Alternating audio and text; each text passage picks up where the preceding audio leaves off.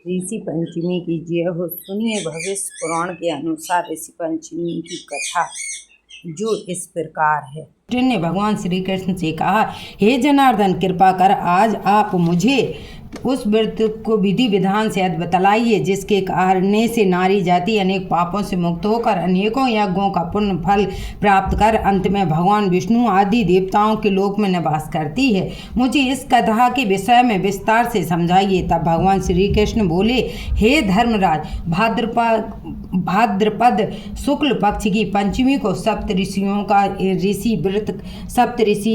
का पूजन करते हैं। ऋषि पंचमी व्रत कहते हैं। इस व्रत को करने से स्त्री रजस्वला से मुक्त होती है, अर्थात रजस्वला स्त्री से अनजाने में जाने में अनेकों त्रुटियां हो जाती। उन त्रुटियों के कारण इससे नारी को जीवन में अनेकों कष्ट उठाने पड़ते हैं। उन कष्टों के निवारणार्थ यह ऋषि पंचमी व्रत किया जाता है। यह अत्यंत पावन व्रत है। इसको अत्यंत पवित्रता के साथ करना चाहिए। इसके व्रत करने में किसी प्रकार की त्रुटि नहीं करनी चाहिए, क्योंकि जब देवराज इंद्र ने वृत्तासुर राक्षस को मारा था तब उन्हें ब्रह्म हत्या का पाप लगा था। उस समय ब्रह्मा हत्या के 4 भाग करके एक भाग स्त्री के रज में, दूसरा नदी के फैन में, तीसरा पर्वतों में, चौथा भाग अग्नि के प्रथम ज्वाला में विभक्त किया था। इससे हर वर्ण जाति की नारी को रजस्वला होने पर पहले दिन चंडालनी, दूसरे दिन ब्रह्मघातनी, तीसरे दिन धोबन के समान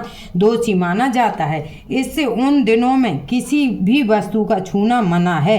छूने से वह वस्तु अपवित्र होकर दूषित हो जाती है। ऋषि पंचमी व्रत के करने से वह दोष मुक्त होकर नारी मोक्ष को प्राप्त करती है तथा पवित्र हो जाती है। हे राजन, विदर्भ देश में एक शयनजित नाम अत्यंत प्रतापी, यशस्वी तथा न्यायप्रिय राजा रहता था। उसी राज्य में एक सुमित्र नाम का विद्वान ब्राह्मण था। उसकी पत्नी, जिसका नाम जयश्री था, ऋषि काल में अचानक रजस्वला धर्म को प्राप्त हो गई। वह समय अनुसार भोजन आदि प्रति वस्तु छूती रही। इस प्रकार समय पूरा होने पर दोनों ही पति पत्नियों की मृत्यु हो गई।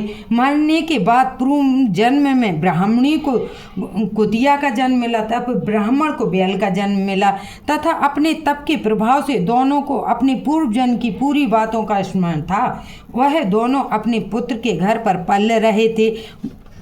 एक दिन श्राद्ध पक्ष में ब्राह्मण पुत्र ने अपनी पिता की श्राद्ध तिथि के दिन विधि पूर्वक ब्राह्मणों को भोजन करवा रहे थे। अपनी पत्नी को अत्यंत स्वादिष्ट पकवान बनाने की आज्ञा दी।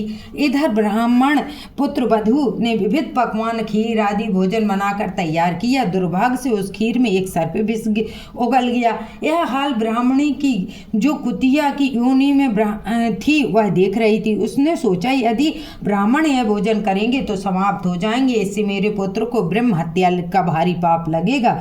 इस प्रकार से सोचकर तिनी पुत्र वधू की दृष्टि बचाकर उस कुतिया ने खीर को जूठा कर दिया। तब बहू ने उस कुतिया को किवाड़ में बंद कर इतना मारा कि उसकी कमर तोड़ दी।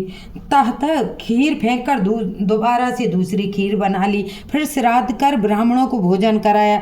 रात को कुतिया ने अपने पति बैल को जाकर जो भी दिन भर की बात थी आप बीती उनको बता दी। तब वह बैल बोला, हे प्रिय, क्या बात हुई? किस कारण लाठी मार कर तुम्हारी कमर तोड़ दी गई? वह सारी कथा मुझसे विस्तार से बताओ। तब उस कुतिया ने बैल को वह सब बताया, किस प्रकार तथा किस कारण से कुतिया पुत्रवधू ने लाठी मारकर उसकी कमर तोड़ दी। वह अपना संपूर्ण समाचार सुनाकर कहने लगी, स्वामी, हमारा इस योनि से कोई कैसे छुटकारा होगा? हमको किस अकर्म के कारण यह सभी दुख भोगना पड़ रहा है? ब्राह्मण पुत्र वहीं पर छुपा सुन रहा था। उन दोनों ने उसके वहाँ होने का कुछ भी भान भी नहीं था। तब वह बैल बोला, हे प्रिय, तुम्हारे तो ही दूषित कर्म एवं पापों को भोगने हेतु आज मुझे बैल होना पड़ा। यह कहकर उसने पूर्व जन्म की वह संपूर्ण कथा बताई। जब वह रजस्वला में समय भोजन आदि सामान छूती रहती थी, उसी पाप के कारण तुमको कुतिया और तथा मुझे बैल की योनि प्राप्त हुई, जिस पर अभी भी तुम्हारे स्वभाव में कोई भी परिवर्तन नहीं है, क्योंकि तुम्हारी कुतिया की योनि है। फिर कुत्ते का स्वभाव भी वैसा ही होता है। उसी स्वभाव के कारण ही तुम्हारे ऊपर इन सब बातों का कोई असर नहीं होता है। देखो, यह पूरा परिवार हमसे पिछले जन्म का ही है। यह मेरा पुत्र है जिसने आज मुझे पूरे दिन मुँह बांध कर हल में चलाया है। घर पर इसकी पत्नी ने मेरे नाम का ही श्राद्ध किया और मेरे ही नाम के ब्राह्मण भोज कराया है, जबकि प्रातः से मैं निरंतर हल में चल रहा हूँ। अभी तक मुझे खाने को चारा का एक तिनका भी नहीं दिया गया है। यह सब तेरे ही उस दुष्कृत्य का ही प्रभाव है। उन दोनों की पूरी बात सुनकर उसको घोर कष्ट हुआ।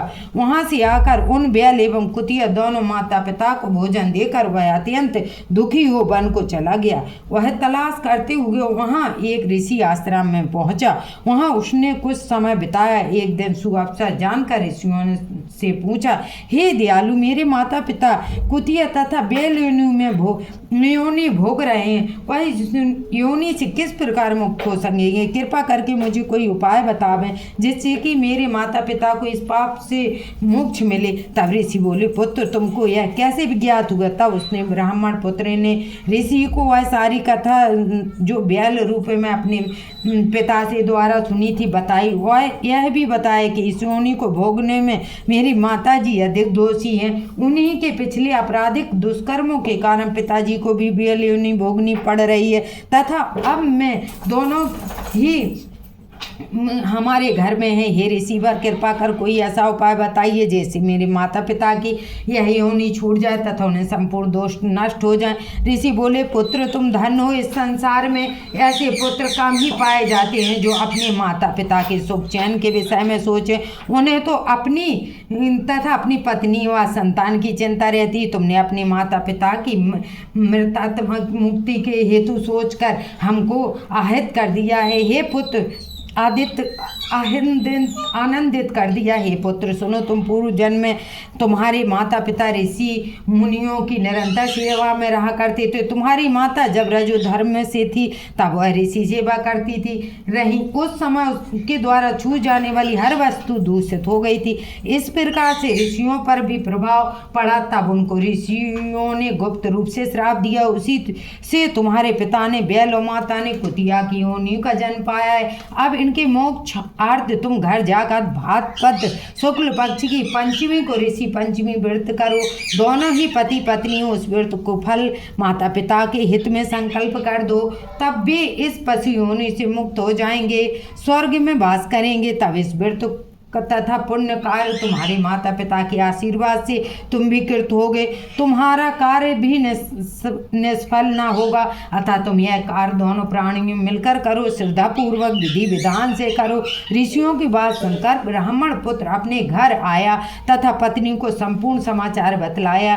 पत्नी की सहमति से दोनों ने उस व्रत को भाद्रपद मास की शुक्ल पक्षी पंचमी को अत्यंत श्रद्धा भाव से विधि पूर्वक किया। तब पंडित जी को बुलाकर उस व्रत फल का संकल्प अपने माता पिता के लिए किया, जिसके प्रभाव से वह दोनों ही अपनी पशु योनि से मुक्त हो गए तथा विमान द्वारा देवलोक को प्रस्थान कर गए। हे राजन, जो नारी इस व्रत को संपूर्ण विधि विधान के साथ करती है, अत्यधिक श्रद्धा भाव से पालन करती है तथा समस्त सप्त ऋषियों का पूजन आदर से करती है, वह भयंकर रजस्वला दोष से मुक्त होकर धन धान पुत्र पौत्र का सुख भोगती है, समस्त पापों से उद्धार हो जाता है। यह विशेषकर नारी के विवेक का ही व्रत है। पितृ आत्मदृष्टि हेतु दंपति भी कर सकते हैं। जो फल अनेकों तीर्थों के करने से प्राप्त होता है, वही फल एक बार इस व्रत को करने से प्राप्त होता है। हे दुष्ट, इस व्रत को जो कहता है और जो सुनता है, उन दोनों की सबकी मनोकामना पूर्ण होती है। जय ऋषि पंचमी।